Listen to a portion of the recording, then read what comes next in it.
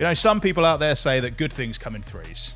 Well, at least I'm going to be saying it because we've got 3 great games on the way to Game Pass. Why don't we take a look at them?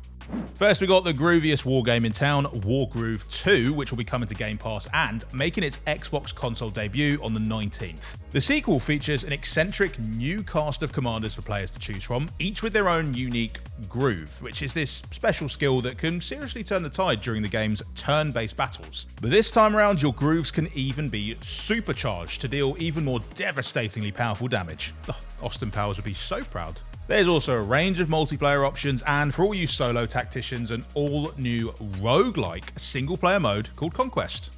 Alright, friendship with steampunk and cyberpunk, over, dead. Frostpunk is my new best friend.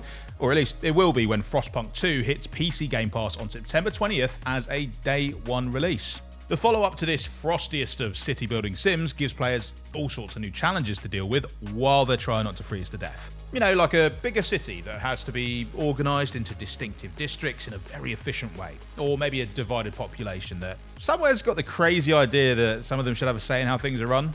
Yeah, good luck with that, mate. You'll also be in charge of setting up outposts that are beyond the city limits itself to gather more resources and avoid that whole freezing to death thing I spoke about earlier. Yeah, it's going to be tough, but don't worry. The console edition of Frostpunk 2 is also going to be coming day 1 to Game Pass Ultimate sometime in the future, so plenty of suffering to go around. And PC players who love to be in charge have another major day 1 release to get stuck into just days later as Aura History Untold finally arrives on the 24th.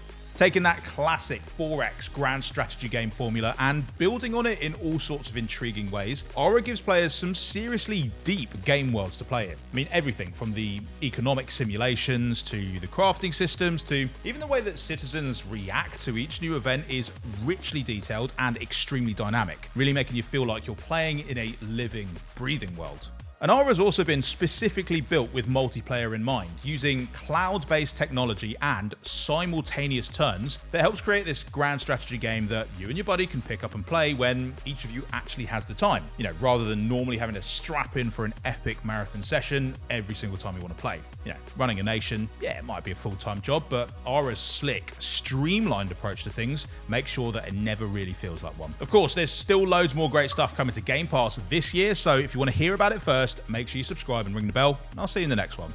Bye!